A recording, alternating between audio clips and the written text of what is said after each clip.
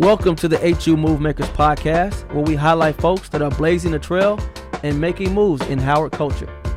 Hello and welcome to the HU Move Maker podcast, where we highlight Howard folks that are trendsetters and making moves in the world. Today, we got a very special guest. We got a mogul, a businesswoman, one of the top dentists, not just in Atlanta, not just in the South, not just in the U.S., but in the world. She's 100% owner of Polished Dental Centers. We ain't talking about no investors. 100% owner. A chain of general and cosmetic dental practices located in Atlanta for almost 10 years now. She also regularly appears as a top doctor in Atlanta periodicals. Got a bachelor's from Xavier. Got a doctorate from Howard University. High-end cosmetic and complex restorative dental procedures. So if you're going to see her, make sure you have your insurance ready. She's going to ask that question. You know what I'm saying? But anyway, she has a nonprofit, I Love My Dentist Foundation, through which she educates and mentors teens and young adults. Also happily married and has twins, a boy and a girl. So Dr. Tiff, welcome to the show. Hey, just happy to be here. Man, mergers, acquisitions. Who knew that being a dentist was such a business? I know. It's the business of dentistry. Refinancing. So how many locations you got? So I have bought and sold a total of 8 locations. Wow. But, after I got married, my husband was like, hey, why don't you keep them? Just see where it goes. So I have retained 3 of them and soon to be 4. So are you still seeing patients? So most of my days now is as a CEO of a company. So I have been a dentist since 2007, graduating from Howard, and did my residency in the Bronx, and then worked under my mentor in Los Angeles, and came back home here to Atlanta. And, I worked as a dentist, love being a dentist, love training cosmetics to other dentists, but most of the time I'm just running the business now and training. So walk me through the day in the life of Dr. Tiff, the CEO, the mom, and that background in the house is crazy. That looked like something off Greenleaf or something like that. Walk me through the day in the life, because 4 locations, I mean, how many employees you got? Over 20, probably like 25, 26 now. That's 26 headaches, okay? Yes. I mean, not headaches, but that's 26 blessings. You know what I mean? I get it. You know what I mean? On every day is something. They got to call off work, customer complaint, whatever is probably constant shuffling. Then you got your husband, you got your kids, you got accounting, you got payroll, you got bills. Yeah. Walk me through this. How you do it? And the Instagram is popping, by the way. And your Instagram is still popping at the same time. That's a full-time job too. So look, my favorite saying is you can have it all, but not all at one time, right? So you got to pace yourself. And, there's everything. There's seasons for this. And right now, this season is called Tiffany being the CEO. First I had to learn dentistry and be really good at it and be able to do it with my eyes closed, right? It's at this point, it's routine, right? I know how to do it. I'm good at it. I do what I do with that. I wake up at 5 a.m. every morning. I get up, I work out. Got it. Hey, gotta keep it tight. Gotta keep it tight. Gotta keep it tight. Let them haters know. You know what I'm saying? Right. You gotta work out. Like it doesn't stop, right? Like that. When you're 25, it just bounces back. You can eat like all the French fries and the hamburgers, and it just bounces back. But as you get, more seasoned, it doesn't happen that way. So, I still like my French fries and hamburgers, but you got to work out. Got to get that in. Got to pay the taxes. Got to pay those taxes. 100%. So you do that, and I'm blessed. I have help at my house. So that's what's up. You got a white servant. You better be not just playing. I'm just talking crazy. No, I have. So actually, very personal. My brother taught English, teaches English in other countries. And, since this is all going on and everything like that, and even before that, so he stays, he's my au pair. My brother's my au pair. That's what's So up. I have my family help, and we get the kids dressed in the morning. He does drop off and pick up. My phone starts about 8 o'clock, so I got to be ready.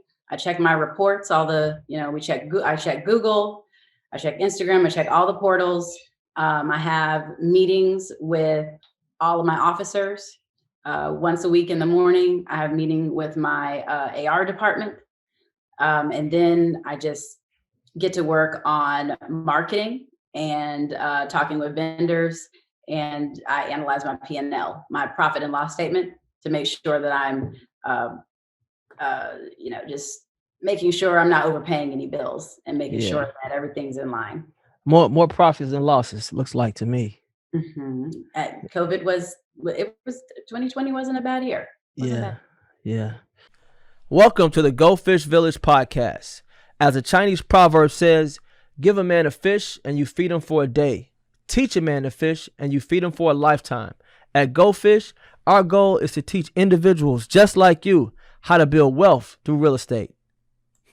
Where does this business sense come from? I mean, you're a dentist. You don't take any business classes in dentistry. You sure don't. But so I have to attribute that to my father. My dad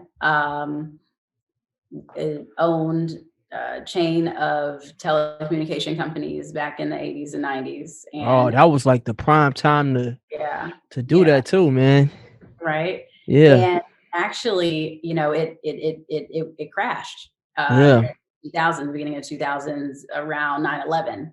And so when I got out of dental school, my dad was like, I don't have any money to give you, but I have advice. And when I was 30 years old, he came down from, my parents were divorced. He came down from Nashville. And when I said, I want to buy my first practice, he said, okay, I'm going to come and sleep on your couch for 2 weeks at a time.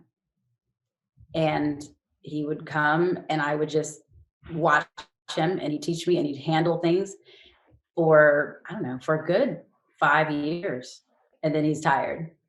He wouldn't come sleep on my couch anymore. He started to educate me virtually. But all of what he calls asphalt university that he taught me, that's my only business teaching. Wow. So he taught me how to do it. That's dope, man. It's all about that generational wealth, man. Shout out to Pops. So when you're buying these dental practices, I'm an insurance agent, and I got started similar to you. I bought 2 insurance agencies. My mom is a successful insurance agent here in Chicago. And before this, I was a teacher. So we went on strike. My mom was like, yo, you about to get married. You need to be making some more money. You should think about buying an insurance practice. And I didn't even know. I kind of knew you could do that, but I didn't know that I could do it. You know what I mean? What did it take? What went into that? For us, I mean, I had to put up my house, my retirement. My mom put up her retirement, her book of business. It was a lot of assets I had to put up to purchase the building. Talk to me about your process. Well, my process was maybe a little bit different, because dentistry, they know you're going to make some money, so they freely give you a loan, right? Mm-hmm. I did not have the best credit. I was one of those students that my parents messed up my credit. So I had a credit card for $250. The max was $250. That's how it starts. If anyone knows what that's like. But having a credit card where you're like, no, your limit is $250. And I knew that wasn't what I was supposed to have. So I eventually got my credit score, very proudly, got my credit score high enough. I think it was like 720 in order for them to even qualify for my first loan. Oh, well, and what I would do is I would buy practices cheap. Like I'd buy startups. What was it called? How would you call it? It's distressed practices. So a practice that someone doesn't want, a practice where someone's got a divorce, a practice where someone just walked out and it's bank owned. So I would buy practices on pennies on the dollar, and all I would do is add basic necessities to them. When I started to scale, that was when I was like, okay, the first failure was, okay, I want to buy another one. The bank was like, no, you can't buy multiples. I said, okay, what do I need to do?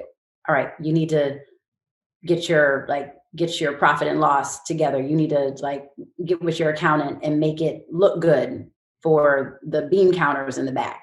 So I was like, okay, I'm going to do that. And I did that with my dad's help and did that part. And then I got another one.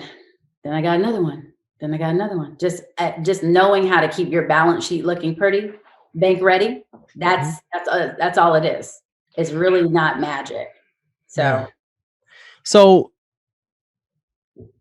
in my business, we have residual income as people are paying their premiums. It would seem like buying a practice would be kind of risky because you're kind of buying that name of that dentist. Like Dr. Johnson is my guy. Who is this Dr. Tiff person? You know what I'm saying? How do you go in? Because when I bought my book, I had my retention dropped a little bit. It was people that left, but we accounted for that. Like, how is it when you buy a dental practice? How do you keep the retention at that point where it needs to be? Well, the first thing is, if you buy them and they're already distressed, that means people don't really want to go there anymore. And so any bit of customer service, I call it Chick-fil-A style service, because I tell my employees about my model is the Chick-fil-A sandwich out my pleasure and things like that. So if you add a level of any type of customer service organization and systems, you not only retain people, but they tell other people and they get more people. So it's just about giving good customer service. My whole model is about the customer. It's not really about the doctor. It's about the customer service that you. Okay. So that's that, you have to build your frame. Some people, I think they make the mistakes of in the last generation, which is my mentor generation. I loved her. She has a thriving multi-million-dollar practice that was just based around her. And she told me, I lived in LA with her. She let me live in her house for the first couple of months. And she said, Tiff, do not build your practice around you because you will never be able to exit. You'll never be able to scale if it's built around one person. Got to create a brand. You got to create a brand. Yeah. So I never named my practice after myself. Smart woman. Look at God. So look at God. Hey, it's smart people just breathing into me. It's not me. These are words from others. No, that's so smart because you want to have a family. You want to travel. You don't want people just saying, no, Tiff got to do my teeth. You know what I mean? So with me, I tell you, look, if you're a dentist who works for me, you have a stamp on you. Your stamp is that you're going to do good work, you can do quality work, and it's going to be done right. People come in here because of the brand that I've created to support you. So I love new dentists right out of school, right out of residency, not really school. I do believe they need to do a residency. But when they come out of residency and they come to me, I tell them, hey, I'm your fellowship. I'm the place where you go where you're going to hone your skills and you're going to learn the business part of dentistry, the business of medicine at the same time. And so, money is the byproduct of good works. So that's just, you're going to make money if you do a good job. You're going to be successful if you do something significant and do something well. So, man, that's a good point. Cause I've been to dentists where the practice revolved around that dentist, and your appointment is at 4, but you ain't getting seen till 4:45. No, you know what I'm saying? Chick-fil-A, they don't get your order wrong. They don't do that to you. They get you through that line. But if it's 3 lines, you get through it. So no. And so I've since switched to another dentist office, which is like a corporate owned situation. When you walk in there, they like insurance needed. You know what I'm saying? Like, boom, this is your appointment. Like, you're literally in and out super quick. And it's almost like the person that I want to go see the what's the person who does your teeth, who cleans them? Yeah, hygienist. The hygienist. She was the person taking my payment. It was like it wasn't like I got to see these two people before. Like she was Mhm. taking my payment and all of that, and I was in and out like in like 35 minutes. And Yep. not only that, they was hitting me back like, yo, you need your next scheduled appointment is on this day. Like right before I left, they was like, and even at the end of the year, they like, hey, if you got some more money on your insurance, you might Mhm. want to come in for a last payment. Don't waste that money. I was like, damn, you know what I'm saying? Is that how Tiff is doing it? Well, I mean, in some ways, I mean, they're corporate. So I like to say I have my offices are a balance between corporate resources because we have the resources to educate patients and educate our employees and give them benefits, but also the feel of a private practice. So it's somewhere in the middle. Mm-hmm. So I created a place that did not exist when I was in school, which is I worked for Pacific Dental Services, where I was a little Black girl who no one mentored me or gave a shit about me. And then Mm-hmm. I worked. Oh, can I curse on here? Oh Is yeah, that okay? 100%. Okay. So, and then I worked for my mentor where like I got stuck with the low production stuff. So, you have this place where me as the owner, I'm not competing with you on your, like on what patients you get or whatever. So, it's just a nice cohesive place where the patient gets what they want and which is getting in and out Mm-hmm. in a timely manner. The doctors get what they need, which is being able to treat patients the way they want to treat them and not having to worry about the politics of an office. And I mean, it's just really, really patient focused. We do have a lot of automatronics, which is what you're talking about. Call centers, insurance verification is automated and outsourced. A lot of text messaging instead of calling. Like, who picks up their phone anymore, really? So, Man, they hit you me with know, they text me like the day before. They even got if you miss your appointment, we charging you $15. Like they not playing. well, This all is of my that, dental bill right here. Just so it's a happened to be little right here. aggressive. That's a little aggressive, but but it's what I guess what they're trying to do. It's designed to create efficiency and it's designed to make sure that you're totally informed, because the worst thing is when you have an office which is built around a person and you can't get anything done unless that person is there. Yeah, that sucks. I hate that. I hate when I get in that trap here in my office. But no, I like it as a person, and especially in this day and age. I mean, I just want my teeth done correctly, and I want to get out. I'm not really. I don't have to have a conversation and all of that like the barbershop. It's a little bit different for me. Mhm.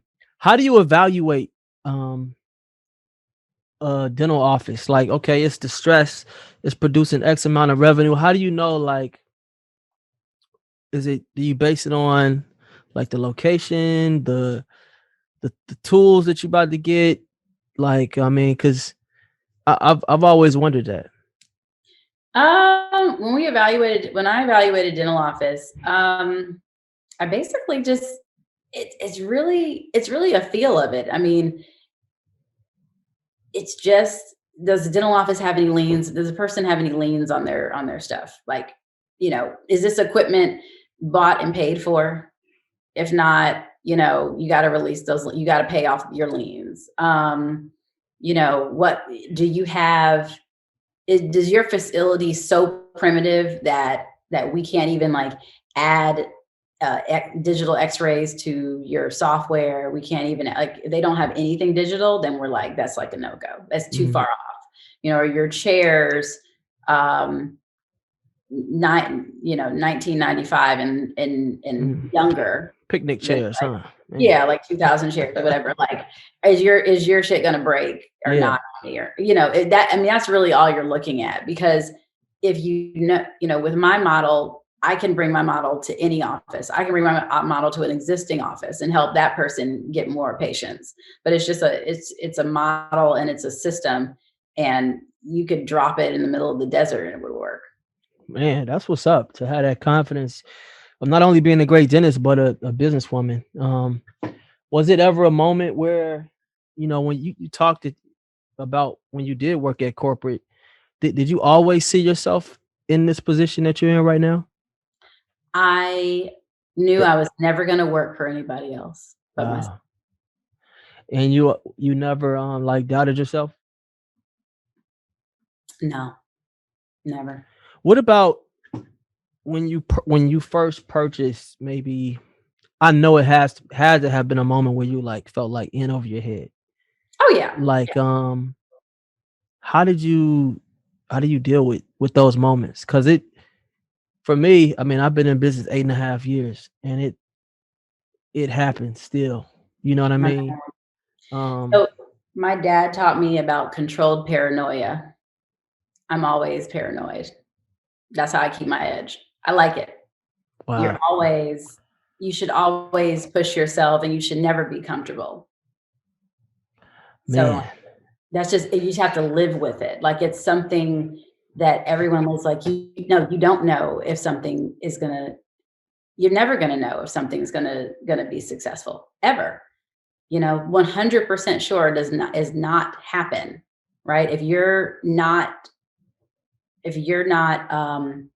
scared, you're not being challenged. I'm scared. Don't be You know, scared. I was like, Not I gonna took out a fail. loan, I took out the biggest loan I ever took out. You know, I had all this stuff. My mom is life is wrapped up in the success of my business.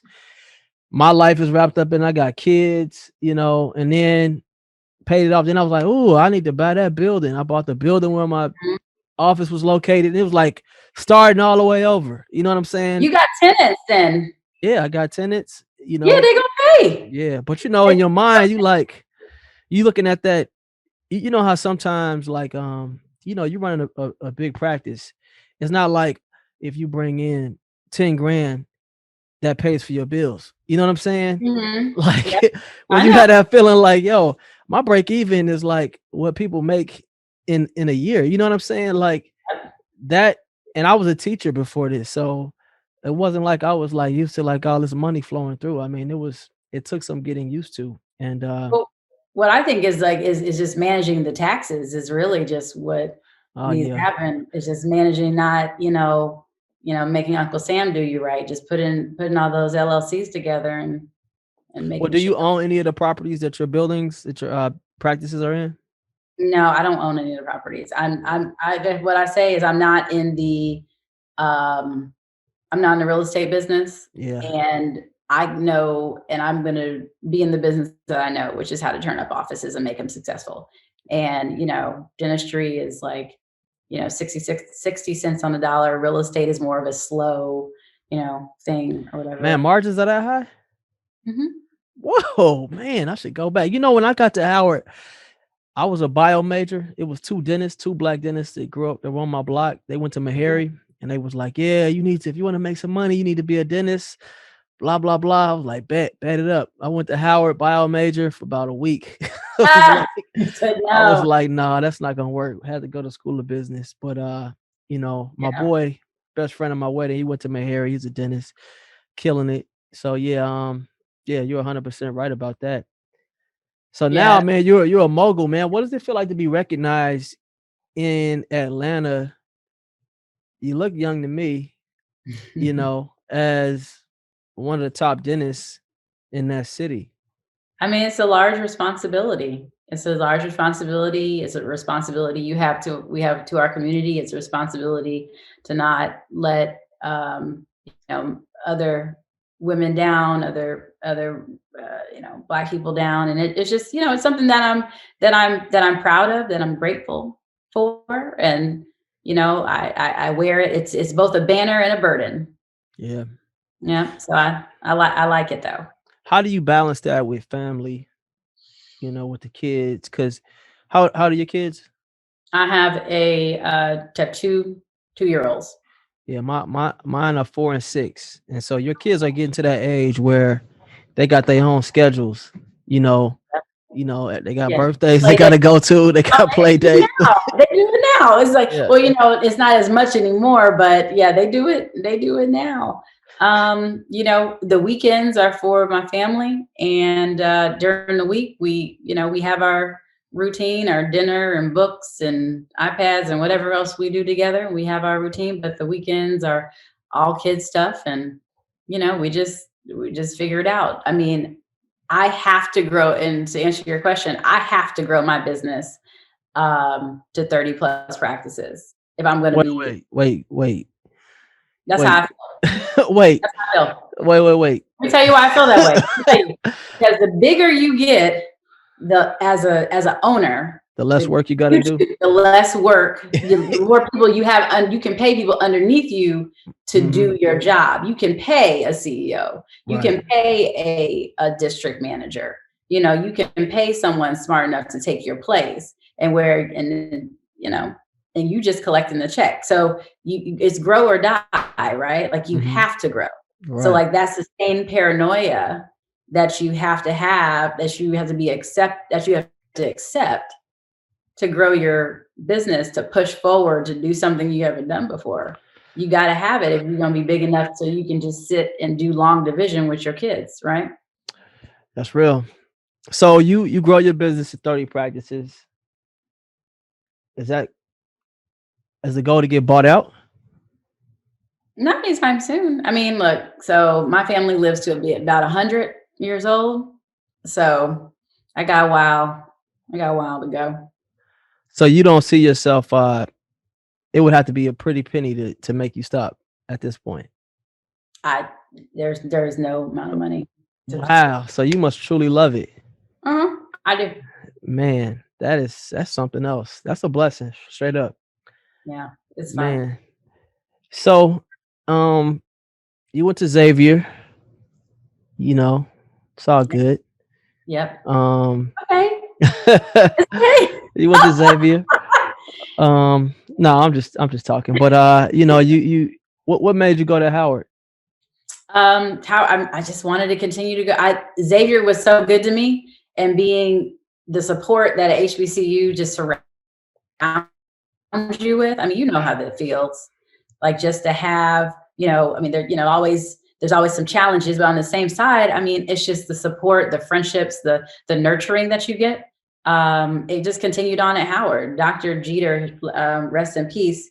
I think we were the last dental school class that was majority Black, actually, African American, because now they still have Black, but there's only like 3 non-African Americans. Wow, that's a fun fact. I would have never knew. Yeah, there were only 3. I think we were the last, because after that, everyone was like others, but they weren't African American. And then he died, and then it just got more diverse. But it just, like, my classmates, I still love them today. Whether I talk to them every day or not, we still have a chat. We still, communicate. We still show love. So, I mean, just to be in that environment, it's just I find now that it's such a rare opportunity, and I'm glad that I took it. So, there's this thought that, okay, you got one thought that says, why go to HBCU? The world is not Black. I don't know if you've ever heard anything like that before. Yeah. Then you got another thought that says, okay, go to HBCU for undergrad, but grad school, you need to go to a PWI. Why didn't you do that? I mean, you had no doubt that you were going to be straight. So I got accepted to 5 dental schools when I had a choice. I had actually 6. I gave up my spot at University of Tennessee, Memphis, to someone who was on the wait list, because I knew I wasn't going to go there. Temple, Tufts, Meharry, Howard, UT, and I think one more. I forget what it was. But anyway. Wow, you chose Howard. That's what's up. Yeah. So it wasn't the fact that I didn't have any other school to go to. I even did a summer at Temple, because I was like, they had a pre-prep program for dental school. So I spent my whole summer at Temple, and I still chose Howard. And so, me choosing Howard wasn't lack of options. It was just like where I wanted to go. And I just thought that was the best place for me, and it just felt right. And so, I mean, I went at 22 years old. So it wasn't like a lot of deep thought or anything. It was like, oh, this is what I know, this is what I'm comfortable with. I'm going to thrive in a place where I'm comfortable. Do you think that were there any obstacles after coming out of Howard? Like Howard, what's this? It was Yeah. Oh no one. I mean, people know what Howard was. I mean, I haven't. I mean, our vice president is from Howard. Like, so yeah. Now, I how, mean, we popping, yeah, and of course the I culture know, knew, right? They, but sometimes them hiring managers don't always know. You know what I mean? But maybe they do in the dental world, and that's why I can't. That's why I can't work for anybody. Yeah. Did you Yeah. feel like? Well, I mean, dentistry. It is like I can. Go ahead. No, go ahead. Go ahead. No, I was like, I can show you better. I can tell you. Like, it's not. It's just like I don't need you. I never faced anywhere where someone was like, Howard who? It was just like, chick, do you know how to do the work? Can you do the work? And they were like, oh, your skills are good. Go ahead. Knock it out. Well, how do you think Howard prepared you?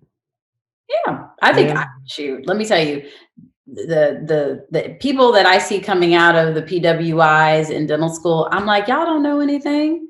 You know why? Because no one took you under their wing and showed you what to do. You come in at the women, and because my business is woman, is all women. So it's 100% woman owned. We support women causes in the community. We do, things that support women and children, like our Insuro partnership for 2021, and we can get into that. But I try to concentrate on hiring women because no matter what ethnicity they are, I feel like women are strongly marginalized and they don't have a lot of mentorship from other women. That doesn't happen regularly because the majority of the real badass people are men in our field, and they don't get a chance to. It's not that they want to not mentor us, they just don't have a connection with us. And so we can find that connection with someone, then we can get that younger person to listen. And I just find these kids, they're coming out of school. They're not kids. They're coming out of school and they just don't have the just knowledge base. And it's just because they just went to class and they went home and they read a book. But dentistry is your hands. Dentistry is art. Dentistry is it's not a right or wrong answer. It's just based on the person, that's in front of you. You got to know these scenarios in order to make a right decision on the person's health. Well, you're definitely making a statement. So these on your Instagram, maybe I should pull it up. Who comes up with this stuff on this Insta? I mean, it's like it's me. It's like I mean, is this like scheduled out? Is it impromptu? Maybe like a day. I don't know. What do you mean? Like which one? Tell me, and I can. Well, I mean, like you make me want to be a dentist. You make me want to come and see you and go hang out. You know what I'm saying? Like it just looks like you should come hang out. You should come. It just looks like a fun, like you're just having a time in your life, and I mean, it just looks like you're having a great time. I mean, when I look at Amira's Instagram too, it's like, because we're having a good time. What is it? But I try to portray myself as having a good time, and my good time and your good time look like two different good times. Hey, because you live in Chicago, it's cold. Yeah, you're probably right about that. But no, where did you're obviously intentional about your brand. Yeah. Would that be accurate? It's intentional because people only know what they see. So even if I didn't take a picture of it, it's still happening. Mm-hmm. And I think that on my Instagram, and I think it's important for everyone to understand that Instagram is snapshots of your life, right? It looks like it's having a good time, but there's a lot of, something happened. Oh, my Instagram. So that's my birthday. Yay. No, just Instagram is a snapshot of your real life, right? Like this stuff is already there. Yeah. I love this picture right here. Yeah, my husband bought us cars, all matching cars for Christmas. That's real. All of it's real. Look at that. Look at that. Oh, I see. That's why you're getting up at 5 a.m. to take these. That's why I'm trying to get up. But you know what? If you let that go for a week, it goes back soft. So that's just a picture. Yeah. But no, I mean, all of it is intentional, probably like a week ahead of time, but not like weeks ahead of time. Mm-hmm. It's just like, okay, let me think about, you know, what moments I wanted that are coming up that I want to capture. And that's all it is. I'm just thinking about it. And the reason why I do that is because I want to make sure that I know people are visual. So I want to make sure that they see something visual and they inquire about what's going on behind the scenes, which is how I met you, right? Mm-hmm. Like, yeah. You're like, hey, I see this well-produced Instagram and it's designed to attract other dentists that want to work with us. It's designed to attract patients to understand, just by brand quality, what kind of dentistry we're doing here. And it's kind of, and I did it intentionally where dentistry there's not like a whole bunch of teeth on there, because that's on the website and stuff. I just want to show you what type of person is over this brand and what we're associating our offices, how our offices are associated with that. And this is also the kind of people that we want to come work for us too. Yeah. We're telling you, this is the standard in which we want you to come to us as. Wow. I think that's amazing. Subliminal messaging. The brand is dope. If I was in Atlanta, I'd definitely be like, I want to be associated with this brand. You know what I mean? So I think that's awesome. And then, you highlight your family, you highlight, your personal life, which I think is dope. Your collection I see in the background. I mean, are you like a 20-year-old in a 60-year-old's body or something? Like what's going on back there? What's interesting about that is my deceased uncle started me on it. So yes, you are right. This is a collection of a 70-year-old man.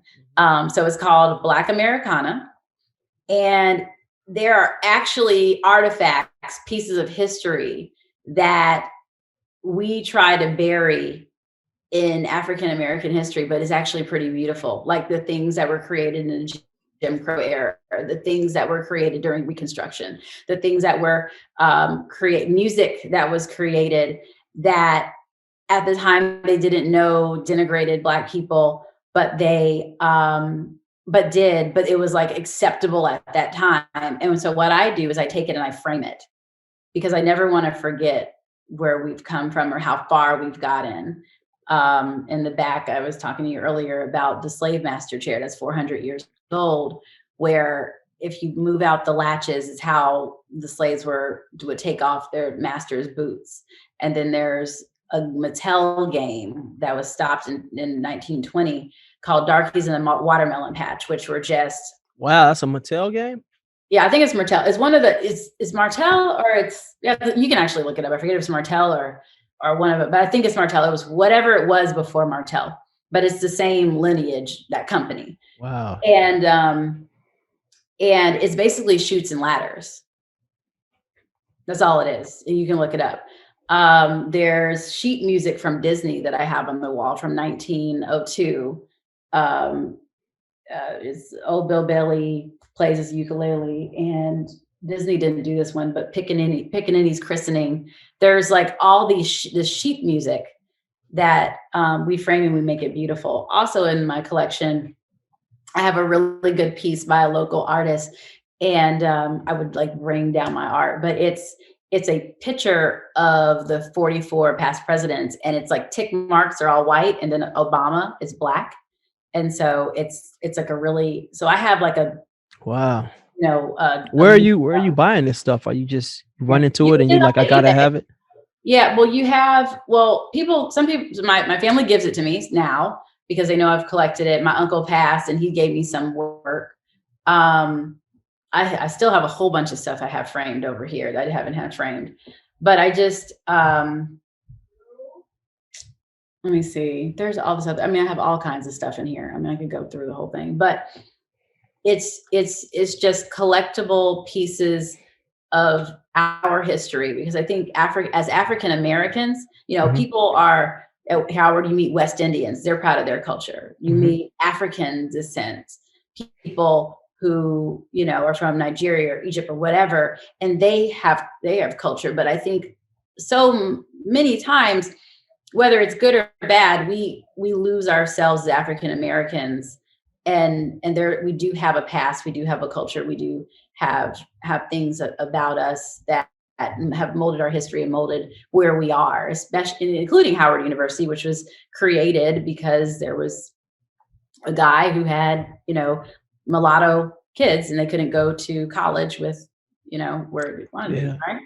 So, you know, there's just a lot of history that we kind of just forget. And I think even just how special our fraternity, I'm not in any sorority, but our fraternities and sororities, and I'm in the Links, Incorporated, Jack and Jill, like all of these things are exclusively African American, and we just forget about how important that is. No, that's real. That's real.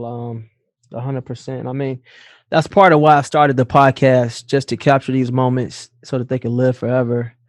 I'm in a fraternity. I'm an alpha. And my kids, you know, I'm a Jack and Jill family over here. So, you know, because so much of our history isn't recorded or is told by other people, it's important for us to, like you said, to keep those things and not forget what they mean, so that you can have those conversations with your kids, you know, and they can have that perspective. You don't want to forget, like, this is what white people thought about us.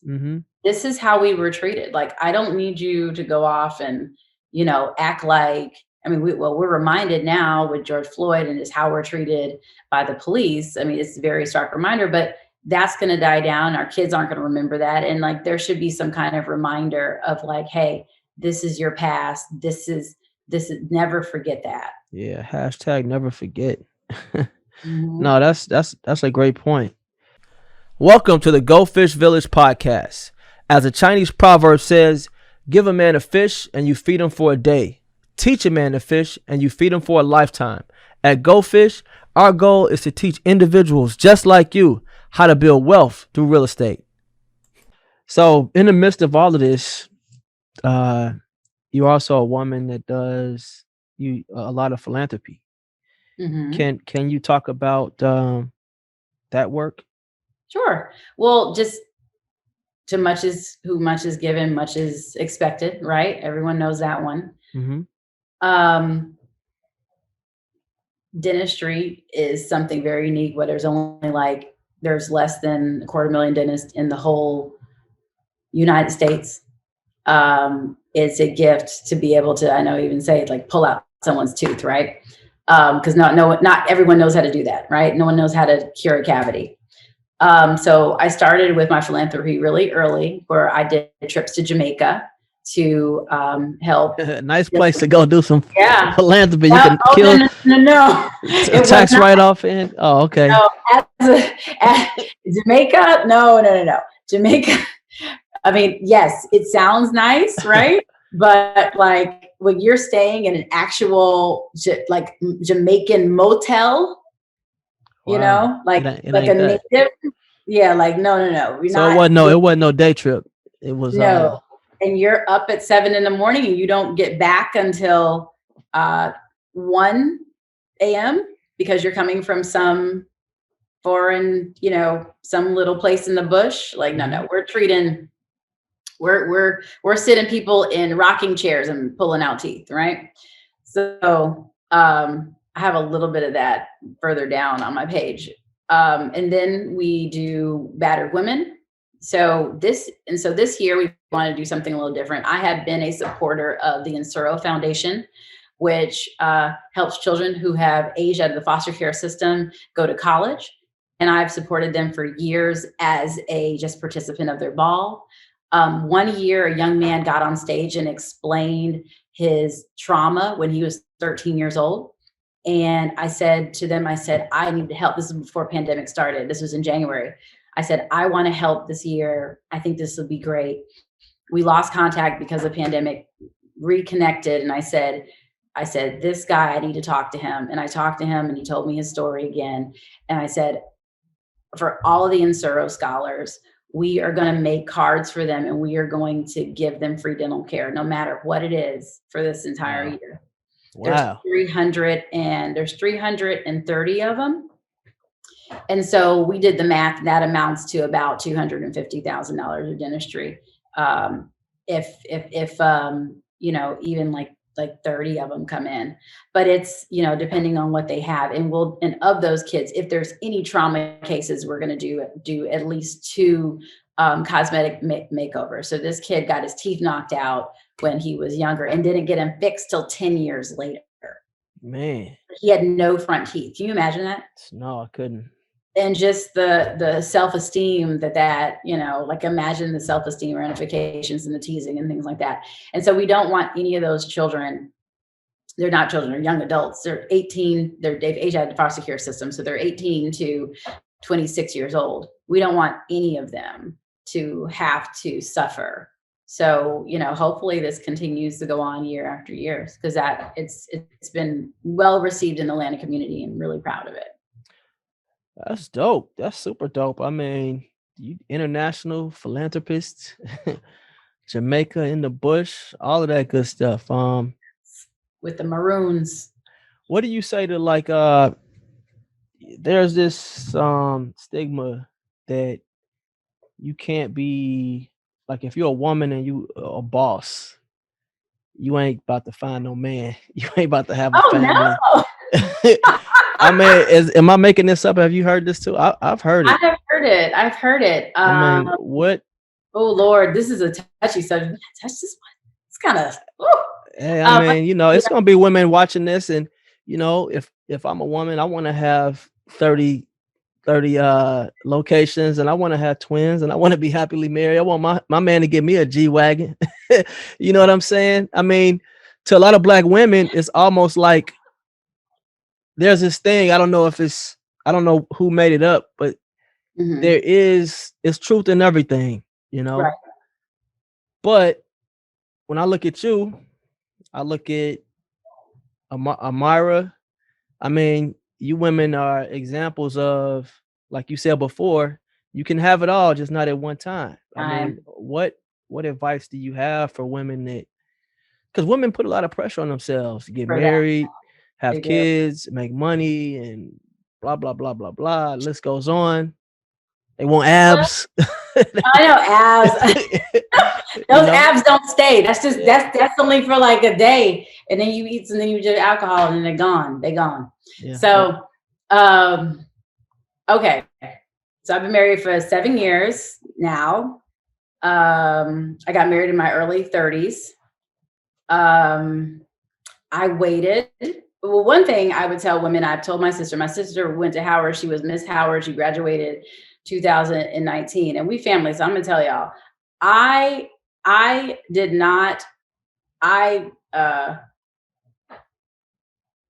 early in our marriage, we had a miscarriage, and I was like, oh, no, I'm not going to do this. So I froze my eggs and waited till my late 30s to have kids, not because of any infertility problems and things like that, but it was because I was like, I can't have it all at one time. This is a distraction. I want to build my business and have children when I'm ready. So what I would tell women, especially in undergrad or getting out of undergrad, I don't care if you have a man or not. You need to come out, get a good job, and freeze your eggs so that you take off the biological pressure. Because I think a lot of times women, we act thirsty because we are feeling our biological clock ticking. Which leads to bad decisions, right? Leads to bad decisions or bad partnerships, or not really not having your eyes wide open, or seeing the intentions of this guy that you're dating. And then you waste 5 years of your life. 5 of your best years. Yeah. Of your pretty years, I like, don't waste your pretty years on them. I mean, it's like you got a 90-day probation, and if I don't like what I'm seeing, let's just move on. Like, it allows you, and I didn't, obviously I did not do this in my 20s when I froze my eggs,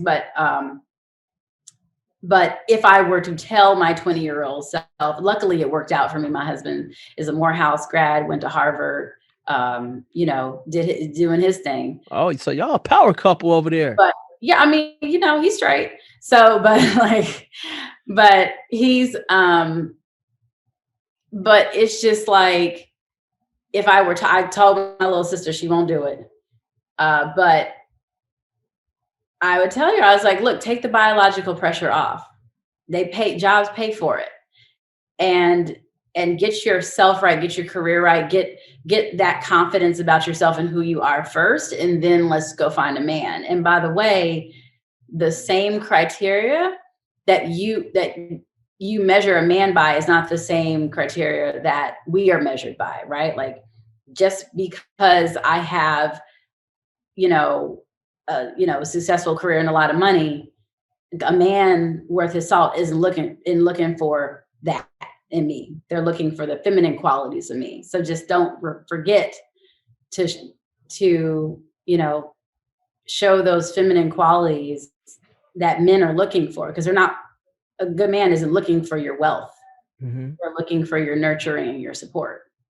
And if you happen to have some wealth, and you happen to have it, it's like, cool, I done came up. Okay. Yeah. And then just also, like, I mean, you're talking to me 7 years post marriage. I mean, we're a team. Mm-hmm. Neither one of us had shit. So, so it wasn't like, this is what you get married. I think guys and women, my husband always says, he's like the best decision, the most important decision you make is the person that you choose to marry.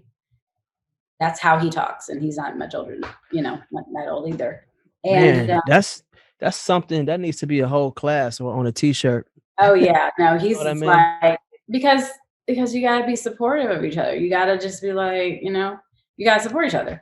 Mm-hmm. And if you support each other and you're working towards common goal, and you have the 3 common goals together, money, sex, and family, if you can relate on all those, it's golden. Bars from Dr. T. Okay. All right. So, I mean, my next question, it was going to be, what advice do you have for the 18-year-old Tiffany that's coming into college right now and wants to be great? Coming into college. Well, I gave the advice that I would give going out of college. Yeah.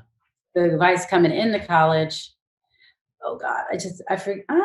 God, that's too young. Have fun. Yeah. I don't know. 18, shoot, just have a good time. Like, I'm the bad person to ask. When I came to New Orleans, I went buck wild. I lost my scholarship. My first 2 years, I think I got all C's, and my last 2 years, I got all A's. So I had a great time. And so it worked out for me. So you weren't always this focused? I got focused. I mean, no. I don't forget what I got focused. I probably got focused at like 27, 28. Yeah. Everything before that, I was, all over the place, having a good time. But, you found yourself, right? Yeah, I was having a good time. I really, really had a good time, and dated, and, went places. And now I got kids, and I'm kids and husband, and we just go to gymnastics on the weekend. Yeah. No, yeah, we had soccer and gymnastics last night. So I feel you. That's all you do. And that's okay, because people sometimes they have kids early and they feel like they missed out on it, and they did. Yeah. Yeah. I mean, I can't say that I feel like I had kids at the right time. I think 34 when my first one was born. Yeah. I don't know what I would have did if I would have had a kid at 21. Exactly. I mean, I don't know if I could have handled that. No. What do you want your legacy to be? 100 years from now, what are people saying about your legacy? 100 years from now. Oh, goodness. I would, I don't really know, but I would, I would like that legacy to be local. I don't see myself as like a national figure. Mm-hmm. I see myself as a local figure, local hero, local, philanthropist. Maybe I don't know, a statue or something. Maybe a statue. That wouldn't hurt. I don't know, maybe a name on a building, a plaque on a building or something. I don't know. But a local building. A local building, something in Atlanta that my grandkids could point to, like, Hey, maybe we call it the Howard University School of Dentistry, Tiffany Jamison. Whatever. Yeah, Tiffany Quad or something. I don't know. But, I just take it one step at a time. I don't think of myself as doing anything extraordinary. I just get up at 5 a.m. and work out and then see where the day takes me. I'm with it. Dr. Tiffany Jamison Rand, thank you for coming on the show. No problem. Thank you for inviting me. This was fun. Yeah, you've been a wonderful guest. It's if my teeth get like Jerome and I'm in Atlanta, I'm gonna come and see you. No, I'll be like, we already talked about this. It'll be a good before and after. Some marketing, No, you look amazing. Your teeth look amazing. Are you going every 6 months? Yeah, I go. I mean, I told you they got me on this schedule where they maximize whatever I have on my insurance. So, Lord, have mercy. Yeah, but last year I got a lot of work done. It was like out of pocket. It was like $6 or $7 grand. So it's always like that. Yeah.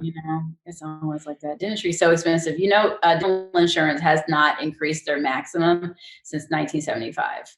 Yeah, but it was one of them things where like something chipped, got bigger. Like, I go. Then it was starting to hurt. I was like, damn, do whatever y'all got to do. And then they went in there. They was like, oh, well, this is messed up. This is messed up. This. I'm like, just fix it all. So how y'all do. Y'all make up stuff like, hey, I can fix this, but it might only last for a year. But if you do the platinum one, it'll last you forever. I know. So they got me with the platinum. Yeah. But it does last forever, though. Yeah. It does. But yo, Tiffany. Tiff, Dr. Tiff, if people want to get in touch with you, I forgot to ask this question. They want to follow your movement. How do they do that? So Instagram is the easiest because of all of our links on the link tree in my bio. So it's Dr. Tiffany Jamison Rand on Instagram. And then, the website is Smile Polish, which is also on Instagram. So the easiest way to find me is find me at my offices and make an appointment. Are on Instagram. You can do it online without talking to anybody, which is by design. Put your information in, boom, boom, boom, see our schedule live, and, get in at your convenience. So, I don't know, people don't give out numbers anymore. We don't need to call. You just need to find me on Instagram or Facebook. That's what's up, man. Thanks again for coming on the show, Dr. Tiff. Thank you. I appreciate the opportunity. See you soon. Thank you for joining the HU Movemaker podcast, where we highlight folks that have contributed to the Howard legacy at the highest levels. To hear more interviews or purchase merchandise, please visit www.humovemakers.com.